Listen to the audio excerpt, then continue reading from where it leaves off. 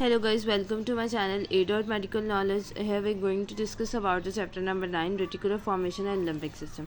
जैसे कि आप लोग जानते हैं कि मैंने पहले भी न्यूरो एनाटमी की बुक के ऊपर रिव्यू दिया हुआ है, सारी डिटेल आपको A. मेडिकल नॉलेज में मिल जाएंगी। हम अपना चैप्टर स्टार्ट करते हैं। इस पहले पार्ट में मैं आपको रेटिकुलर फॉर्मेशन बता देती कि वो होती क्या है। इसका इंट्रोडक्शन मैं बहुत ईजी वर्ड्स में बताती हूँ ताकि आपको एक बेसिक कॉन्सेप्ट हो हम किताब की तरफ जाने से पहले। ये एक ऐसा नेटवर्क होता है, यह जो नेटवर्क हम कह रहे हैं, नेटवर्क क्या होता है कि 2 3 4 5 6 चीज़ें कनेक्टेड है और उनके दरम्यान जो कनेक्शन है उससे हम नेटवर्क कहते हैं। ठीक होगा ना, बेसिक बात है नेटवर्क की।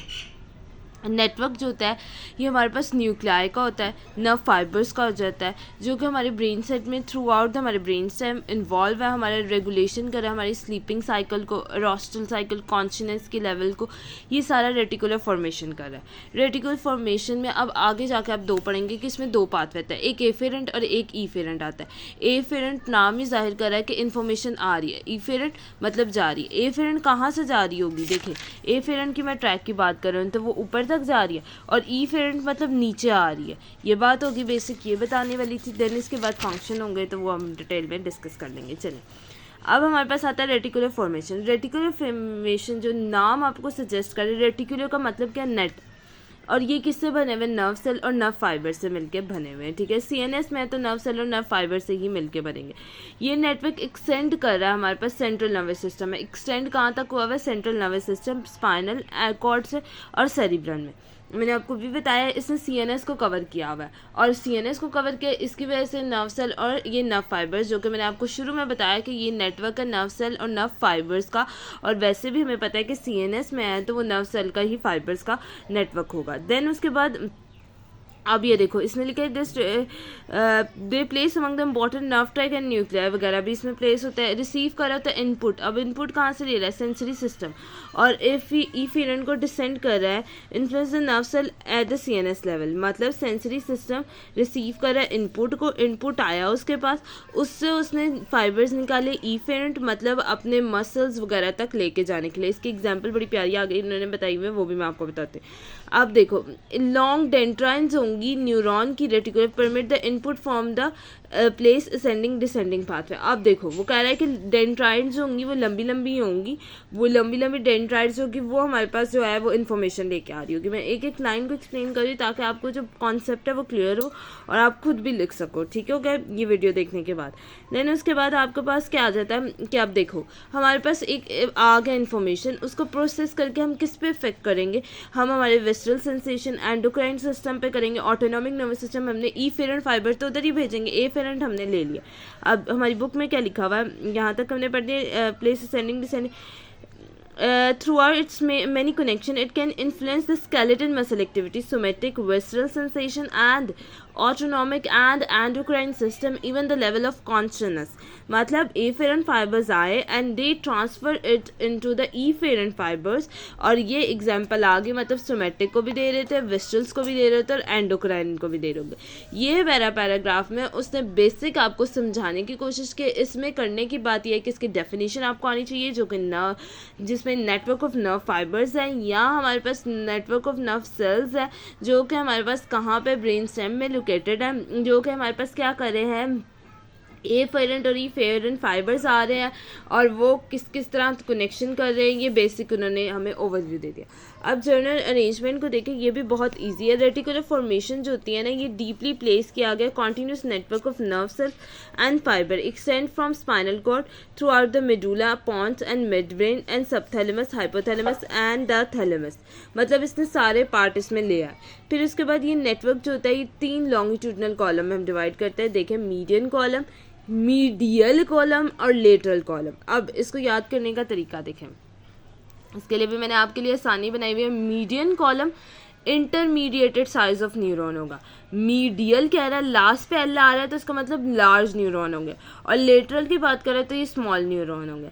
अच्छा, ये 3 चीज़ें आ गई। अब 3 चीज़ें और इम्पॉर्टेंट याद रखनी है कि हमारे पास जो होता है, एक और बात थी मैंने बतानी है कि ये डायग्राम देखें, ये देखें, ये हमारे पास लेटरल कॉलम आ गए, ये मीडियल कॉलम आ गए, ये मीडियन कॉलम आ गए। ये हमने इसको लॉन्गिट्यूडनली 3 में डिवाइड करते हैं। देन उसके बाद यहाँ पे जो बातें उन्होंने लिखी हुई है वो ऐसा इतनी इंपॉर्टेंट नहीं है, जिसमें उसने लिखा हुआ है कि ये हमारे पास क्लासिकल न्यूरॉन टेक्निक्स जो होती है, न्यूरॉन को पोरली आइडेंटिफाई किया हुआ है, ठीक है, स्टेनिंग टेक्निक के ज़रिए कि हम उसको आइडेंटिफाई नहीं कर सकते, ठीक है, और एनाटॉमिकल पाथवे की इसकी वजह से हमें डिफ़िकल्टी होती है कि अब मैं आपको कहूँ कि रेटिकुलर फॉर्मेशन मुझे बताएं तो आप तो कहेंगे madam it is a network. हम किस तरह कह सकते हैं, इसने तो कनेक्शन किया हुआ एक नेट की तरह। मैंने अभी बताया शुरू में कि 4 5 6 मिल के एक नेटवर्क बना रहे हैं, ठीक है। जो इसके बाद वो कह रहे हैं कि न्यू टेक्निक जो है वो हमारे पास न्यूरोकेमिस्ट्री की आ रही है। देन उसके बाद आ रही है न्यूरोकेमिस्ट्री और फिर साइटोकेमिकल लोकलाइजेशन हो रही है रेटिकुलर फॉर्मेशन में, जो कि हमारे पास highly organise group of transmit specific cell जो हो रहे हैं, जो फंक्शन हमारे पास CNS के एरिया में कर रहे हैं, ठीक है। पॉलीसिनेप्टिक पाथवे आता है जो कि क्रॉस कर रहा है, अनक्रॉस कर रहा है, ठीक है। अब इसमें जो बात करने वाली है ना, ये पैराग्राफ आप देख लीजिए कि इन्फीरियरली जो होता है रेटिकुलर फॉर्मेशन कॉन्टिन्यूस कर रहा होता है इंटरन्यूरॉन के साथ, grey matter of spinal cord के साथ, ठीक है। इन्फीरियरली नीचे की तरफ क्या है reticular formation, grey matter of spinal cord है, ये तो हमें पता है कि नीचे की तरफ क्या है स्पाइनल कॉर्ड। और अबव सुपीरियरली की बात करी जाए तो ये हमारे पास सेरिब्लम कॉर्टेक्स होगा, अभी हम पढ़ेंगे यहाँ पे सेरिब्लम कॉर्टेक्स जो होता है, प्री फ्रंटल एरिया और सेरिब्रम कॉर्टेक्स अभी मैं डिटेल में आपको बताती हूँ। तो वहाँ तक ये कनेक्शन कर रहे हैं इम्पल्स, वो हमारा फाइनल डेस्टिनेटेड एरिया कि वहाँ से सेरिब्रम कॉर्टेक्स से हमारे पास इन्फॉर्मेशन आनी है। सबस्टेंशियल जो प्रोजेक्शन फाइबर्स है और formation of enter to the cerebrum, reticular formation enter to cerebrum में आ रही है, ठीक हो गया। मतलब ये बात थोड़ी सी इसमें से इंपॉर्टेंट थी, बाकी जो है वो वैसे इन्होंने कॉन्सेप्ट दिया हुआ है और पहले डेफिनेशन कर ले। अब बात जो होती है वो काम की बातें ये आती है कि एफेरेंट प्रोजेक्शन होती है, ईफेरेंट प्रोजेक्शन होती है और फंक्शंस आ जाते हैं। एफेरेंट प्रोजेक्शन के अंदर आपने 3 ट्रैक पढ़ने हैं, कौन से, स्पाइनो रेटिकुलर ट्रैक, स्पाइनोथैलेमिक ट्रैक और तीसरा जो है सेरिब्रो रेटिकुलर पाथवे। ये हमने पाथवे और ट्रैक्स पढ़ने हैं, ठीक होगा। अब ईफेरेंट फाइबर्स है, ईफेरेंट फाइबर्स है स्पाइनल कॉर्ड से जो मैसेज ऊपर तक जाना है वो ईफेरेंट ने लेके जाना है, और यहाँ से जो वापस आना है ना वो हमारे पास ईफेरेंट ने लेके आना है। एफेरेंट ने ऊपर लेके गया, ईफेरेंट ने नीचे लेके आया। एफेरेंट ऊपर जो लेके जा रहा है तो वो स्पाइनो से शुरू होगा, स्पाइनल कॉर्ड से जा रहा है, जिसे हम कह रहे हैं spinotectal, spinothalamic, cerebro reticular pathway की प्रोजेक्शन है जो सेरिब्रम में जा रही है। अब यहाँ पे देखें,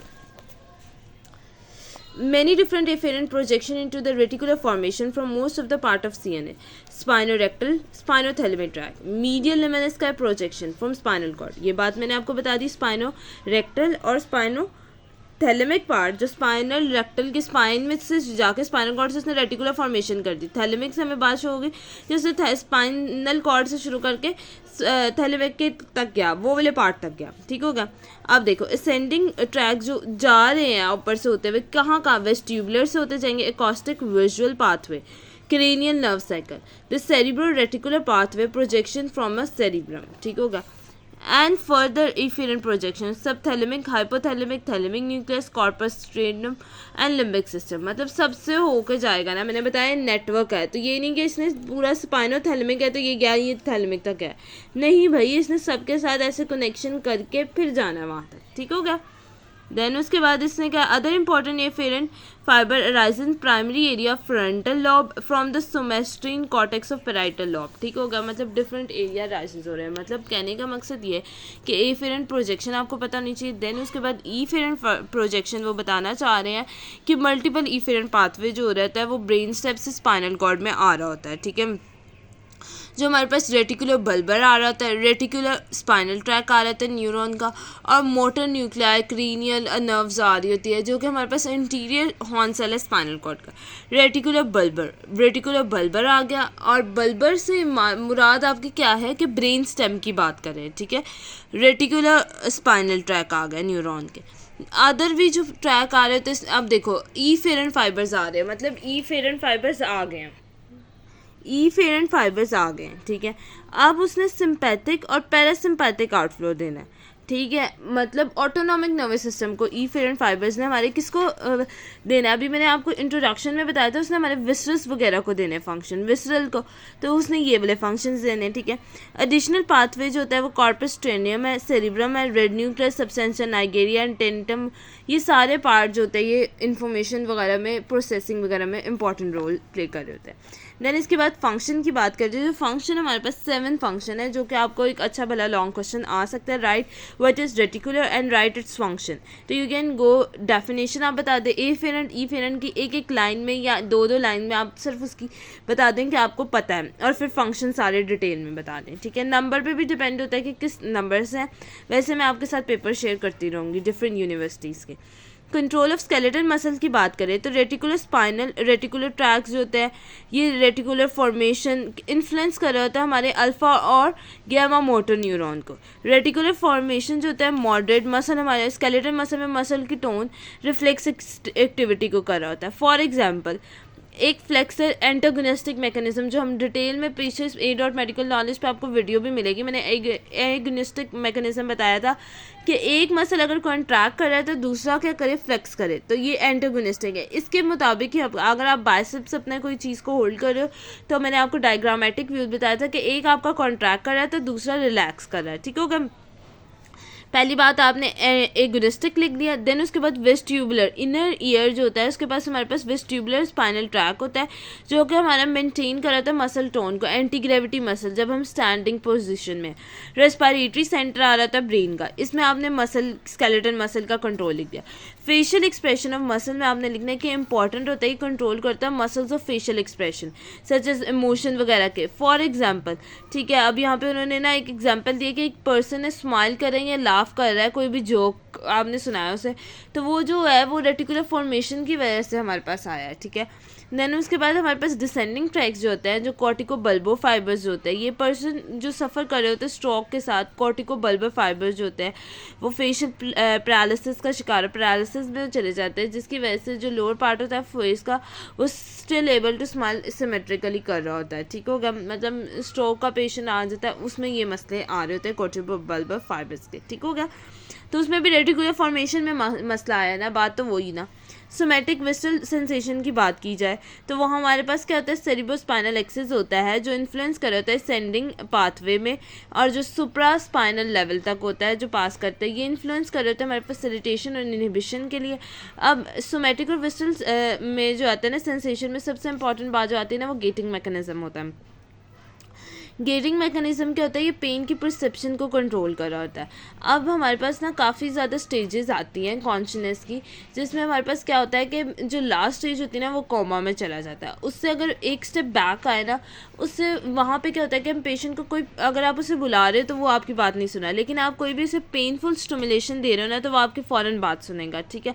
तो ये पेन की रिसेप्शन उसकी हो रही होती है। कोमा में आप फिजिकली कोई भी आप उसे वर्बल स्टिमुलेशन दो तब भी नहीं वो आपकी सुनेगा, और वो बिल्कुल स्टिल हुआ होता है ना कोमा, तो एक हमारे पास डिफरेंट केस आ जाता है, मतलब वो वर्बली भी नहीं रिस्पॉन्स करा, कोई पेन की स्टिमुलेशन दे रहे हो तब भी नहीं करा, इतना कि आप उसका आई बॉल जो है वो भी नहीं हिल रहा, इतना ये कोमा की स्टेज होती है, ठीक हो गया। देन उसके बाद ये तो एक्स्ट्रा बात थी। आगे आता है एएनएस ऑटोनॉमिक नर्वस सिस्टम। इसमें जो एक चीज़ एमसीक्यूज में आ सकती है कि ये हमारे पास हाइपोथैलेमस इन्वॉल्व होता है। हायर कंट्रोल एएनएस का सेरिब्रम कॉर्टेक्स में हाइपोथैलेमस कर रहा होता है। अदर की बात की जाए तो हमारे पास सब कॉर्टिकल न्यूक्लियाई आ रहा होता है। रेटिकुलर बल्बर मैंने बताया था, रेटिकुलर मतलब कि वो नेटवर्क बना रहा है, रेटिकुलर का मतलब ही नेटवर्क होता है, और बल्बर ब्रेन स्टेम का, ठीक होगा। सिंपैथिक आउटफ्लो पैरासिम्पैथिक आउटफ्लो दे रहा होता है। एंडोक्राइन की बात की जाए तो ये डायरेक्टली और इनडायरेक्टली हाइपोथैलेमस न्यूक्लियस से निकल रहे होते हैं, जो हमारे पास सिंथेसिस और रिलीज़ कर रहे होते हैं, रिलीजिंग इनहिबिटरी फैक्टर को कर रहे होते हैं, और कंट्रोल कर रहे होता है हाइपोफेसिस सेरिब्रा को।